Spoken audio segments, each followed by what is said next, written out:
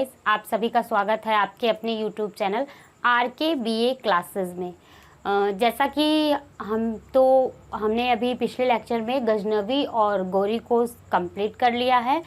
अब बात आ रही है दिल्ली सल्तनत पे, क्योंकि गौरी के आक्रमण के बाद यानी कि तराइन के युद्ध के बाद मैंने आपको बताया था कि मुस्लिमों का अच्छा खासा कब्जा जो है दिल्ली सल्तनत पे हो चुका था।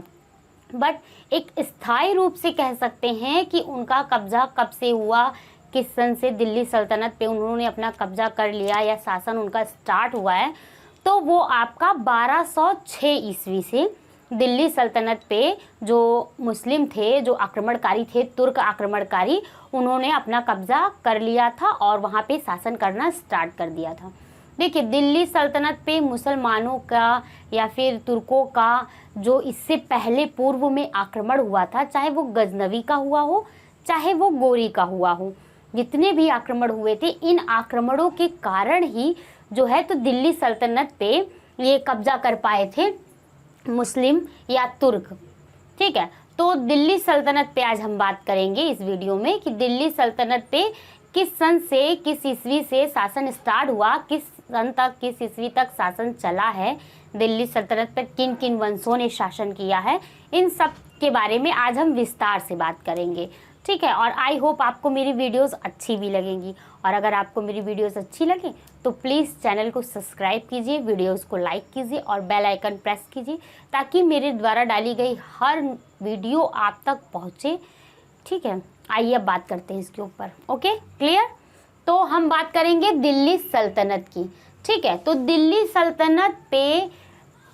सल्तनत पे आक्रमण का जो कारण है वो मैंने आपको बता दिया कि कारण आपका हो रहा है तुर्कों का आक्रमण, तुर्कों द्वारा किया गया आक्रमण हो रहा है, उसी के कारण दिल्ली पे जो है तो इसे, ठीक है, 1206 ईस्वी से 1506 ईस्वी तक दिल्ली सल्तनत पर अलग अलग 5 वंशों ने शासन किया, जिसमें से आपके 4 वंश जो थे वो तुर्क थे और जो एक था वो थे अफगान के। ठीक है, तो अब हम बात करेंगे इसके ऊपर। ठीक है, तो देखिए, 1206 से 90 ईस्वी तक दिल्ली सल्तनत पर शासन करने वाले तुर्क सरदारों को ही गुलाम वंश का शासक माना गया। सबसे पहले दिल्ली सल्तनत पर जो शासन किया है वो गुलाम वंश ने किया है।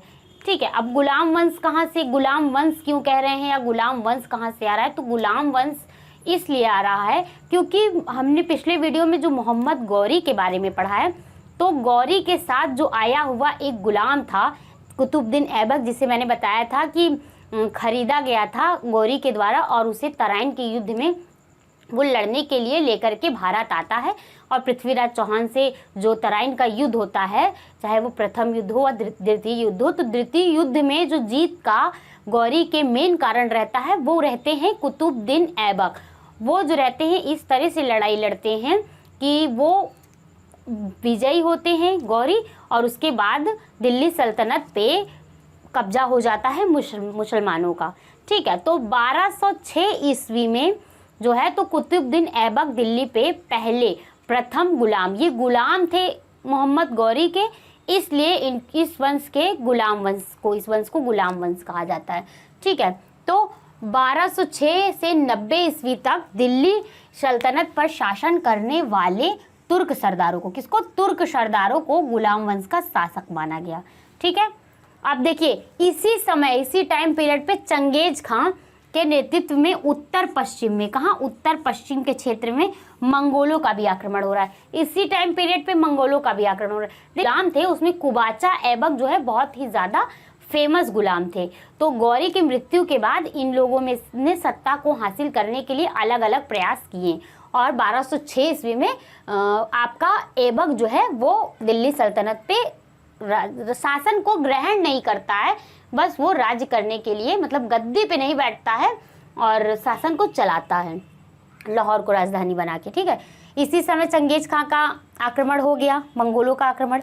सत्ता ग्रहण करने के से पूर्व दास्ता से मुक्त कर दिए जाते थे। ये जो गुलाम होते थे, जब इनको सत्ता पे बिठाला जाता था या शासन के लिए इनका राज्याभिषेक हुआ करता था, तो उससे पूर्व होता क्या था, उससे पूर्व इनको दास्ता से मुक्त कर दिया जाता था कि अब आप किसी के अधीन नहीं है या किसी के दास नहीं है। ठीक है, आई होप आपको समझ आ रहा होगा। पहला शासक जो बना मैंने आपको जैसा बताया है कुतुबुद्दीन ऐबक बना। कहाँ कब बना? 1206 ईस्वी में। 1206 ईस्वी में पहला शासक जो है गुलाम वंश का कुतुबुद्दीन ऐबक को कहा जाता है। ठीक है, इस काल में 3 शासक हुए। इस काल में हुए शासक कह रहे हैं, मतलब इस काल में जो था 3 शासक हुए, यानी कि पूरे गुलाम वंश में जितने भी शासक थे उसमें आपके ये तीनों ही गुलाम थे, बाकी गुलाम नहीं थे। कौन? एक कुतुबी, शमशी, बलबनी। कुतुबी मतलब कुतुबुद्दीन ऐबक, शमशी इल्तुतमिश, बलबनी बलबन, ये 3 गुलाम थे। गौरी का, मोहम्मद गौरी का गुलाम कुतुबुद्दीन ऐबक, कुतुबुद्दीन ऐबक का गुलाम इल्तुतमिश और इल्तुतमिश का गुलाम बलबन। ये और आगे चल के इन्होंने सत्ता को संभाला, सत्ता पे राज किया, राज्यारोहण इनका हुआ, राज्य अभिषेक हुआ और ये राजा बने। वास्तविक राजा अगर दिल्ली सल्तनत का आपसे पूछेगा कि वास्तविक राजा कौन था, तो वो आपका था इल्तुतमिश, क्योंकि इसने सत्ता को ग्रहण किया था बट ये गद्दी पर ना बैठा और अपने शासन को इसी तरह इसने किया था। और वास्तविक जो है ये इल्तुतमिश था। फिर बलबन। ठीक है, अब इल्तुतमिश और बलबन ये इलबारी तुर्क हैं, ये इलबारी तुर्क हैं ये दोनों। ठीक है, 5 वंशों के सुल्तानों के शासनकाल की दिल्ली सल्तनत या दिल्ली सल्तनत हिंद, सल्तनत ए हिंद कहा गया। मतलब 5 वंशों के सुल्तानों ने जो दिल्ली पे शासन किया उनको क्या कहा गया? दिल्ली सल्तनत हिंद या सल्तनत। और वो कौन कौन से थे देखिए, जिनमें 4 तुर्क थे मैंने आपको बताया और एक अफगान का था। ठीक, एक अफगान का था, 4 तुर्क थे। कौन कौन से थे? गुलाम वंश पहला शासक दिल्ली पर शासन करने वाले, ये गुलाम वंश के थे। गुलाम वंश में आपके काफ़ी सारे हैं, मैं आपको बताऊंगी आगे। ठीक है, गुलाम वंश को जब मैं आपको पढ़ाऊंगी तो मैं आपको बताऊंगी कि कुतुबुद्दीन ऐबक, इल्तुतमिश, पहले इल्तुतमिश ऐबक आए, ऐबक के बाद आराम शाह आए, फिर इल्तुतमिश आए, फिर रजिया सुल्तान आई। इस तरीके से मैं आपको बताऊंगी, पूरा गुलाम वंश पढ़ाऊंगी। जब सारे शासकों के बारे में, उनके द्वारा किए गए कार्यों के बारे में सब कुछ पढ़ाऊंगी, क्योंकि दिल्ली सल्तनत में ये सब बहुत मोस्ट इम्पॉर्टेंट है ये वंश। फिर खिलजी के बारे में बताऊंगी, खिलजी वंश ने भी दिल्ली सल्तनत पे शासन किया। गुलाम वंश के बाद दूसरा जो है वो खिलजी वंश था। ठीक, अब ये खिलजी वंश क्या, जिसमें जलालुद्दीन खिलजी, अलाउद्दीन खिलजी ये होते हैं। ठीक है, तुगलक वंश के बारे में फिर 3rd नंबर पे है तुगलक वंश, मैं तुगलक वंश के बारे में आपको बताऊंगी। फिर सैयद वंश के बारे में 4th नंबर पे मैं इसके सारे शासकों के बारे में बताऊंगी। और लास्ट जो था आपका वो लोदी वंश था। ठीक है, लोदी वंश, इब्राहिम लोदी, ठीक है, ये सब जो लोदी वंश के थे ये 5वें नंबर पे आते और यही लोग अफगान हैं। ठीक है, अब देखिए दिल्ली सल्तनत पे शासन 1206 से स्टार्ट हो रहा है। किसके द्वारा? कुतुबुद्दीन ऐबक के द्वारा। और ख़त्म किसके टाइम पीरियड पे हो रहा है? 1526 में, जब इसका लास्ट अंतिम शासक इब्राहिम लोदी रहता है। लोदी वंश लास्ट है, 5वां मैंने आपको बताया। तब ये शासन 1215 ईस्वी में भंग कर दिया जाएगा। दिल्ली के शासन पे से इनका शासन जो है ख़त्म कर दिया जाएगा। और ये ख़त्म कब होगा? पानीपत का युद्ध होगा 21 अप्रैल 1526 में। इसमें दिल्ली सल्तनत के ऊपर से मुसलमानों के शासन को समाप्त कर दिया जाता है। ठीक है, 1526 में इनका पानीपत का युद्ध, बहुत ही इम्पॉर्टेंट युद्ध रहा है पानीपत का युद्ध। पानीपत का युद्ध, इस युद्ध के बारे में मैं आपको बहुत ही अच्छे से पढ़ाऊंगी, क्योंकि बहुत ही ज़्यादा इसमें से क्वेश्चंस पूछते हैं। तो 21 अप्रैल 1526, कब?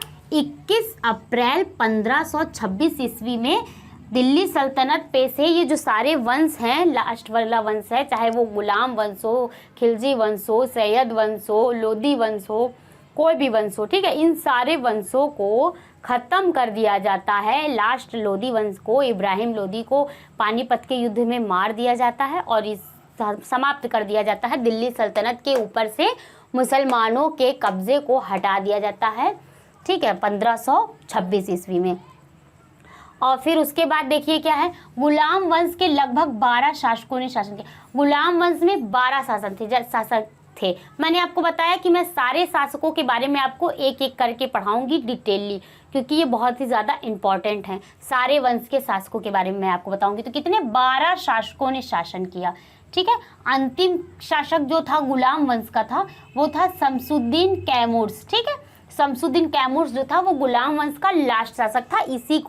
इसी का सेनापति कौन था? जलालुद्दीन फिरोज खिलजी, ये जलाउद्दीन फिरोज खिलजी, खिलजी वंश की स्थापना करने वाला, इसी का सेनापति है। इसको मार के फिर ये राज्य को अपने हाथ में ले लेता है, सत्ता को, जिसने आगे खिलजी वंश की स्थापना की। ठीक है, अंतिम शासक जो था लोदी वंश का, मैंने आपको बताया वो कौन था, इब्राहिम लोदी। इब्राहिम लोदी जो थे वो अंतिम शासक थे, जो पानीपत के युद्ध में 21 अप्रैल 1526 ईस्वी में लड़ाई करते हैं, युद्ध करते हैं, और युद्ध करने के बाद इनके बाद ये शासन दिल्ली सल्तनत पे से इन लोगों का शासन समाप्त कर दिया जाता है, ख़त्म कर दिया जाता है। ठीक है, अब देखिए इसमें कई दिल्ली सल्तनत में जब कई सारे शासक आ रहे हैं, कई सारे वंश के शासक आ रहे हैं, तो ये लोग बार बार दिल्ली सल्तनत पे राजधानियों को बदलते रहते थे। कभी कोई कुछ राजधानी बताता था, कभी कोई कुछ राजधानी बना लेता था। जैसे 9वीं और 12वीं सदी में दिल्ली थी राजधानी। ठीक है, दिल्ली राजधानियाँ। फिर लाहौर हुई, ये पता है कौन बनाता है लाहौर? ये जब कुतुबुद्दीन ऐबक आते हैं तो 1206 से 10 ईस्वी तक ये अपनी राजधानी लाहौर को बनाते हैं और लाहौर से ही शासन करते हैं। उसके बाद 1210 ईस्वी में 1210 से 14 ईस्वी में बदायूं को बनाया जाता है राजधानी। फिर वापस से दिल्ली को बना लिया जाता है 1214 से 1327 ईस्वी तक। दौलताबाद कर दी जाती है फिर राजधानी, कब? 1327 से 1334 ईस्वी में राजधानी को फिर शिफ्ट कर दिया जाता है दौलताबाद। फिर वापस से दिल्ली बना ली जाती है। दिल्ली बनाने का टाइम पीरियड क्या रहा है? 1334 से 1506 ईस्वी। 1506 ईस्वी में, ठीक है, फिर से इसको दिल्ली बना लिया जाता है और लास्ट में इसकी आगरा राजधानी कर दी जाती है। कब? 1506 से 1506 तक, एक ही साल। ये जब लोदी वंश का शासन आएगा तब इन लोगों ने आगरा कर दी थी राजधानी को। ठीक है, दिल्ली सल्तनत के बारे में। अभी दिल्ली की सल्तनत के बारे में और भी सारे पॉइंट्स हैं, मैं आपको बताऊंगी। दिल्ली सल्तनत को कहते हैं सल्तनत हिंद या सल्तनत ए दिल्ली। ठीक है, 5 वंशों के सुल्तानों ने शासनकाल को दिल्ली सल्तनत या सल्तनत हिंद कहा जाता है। ठीक है, आई होप गाइस आपको समझ जा रहा होगा। ठीक है, तो दिल्ली सल्तनत के बारे में हमने बात कर ली है। अभी हम गुलाम वंश के बारे में बात करेंगे अपने नेक्स्ट वीडियो में। और अगर आपको वीडियो समझ में, मेरी पढ़ाई हुई चीज़ें समझ में आ रही हैं, अच्छी लग रही है मेरी वीडियोस, तो वीडियोस को लाइक कर दीजिए, सब्सक्राइब कर दीजिए चैनल को और बेल आइकन प्रेस कर दीजिए। Thank you for watching this video.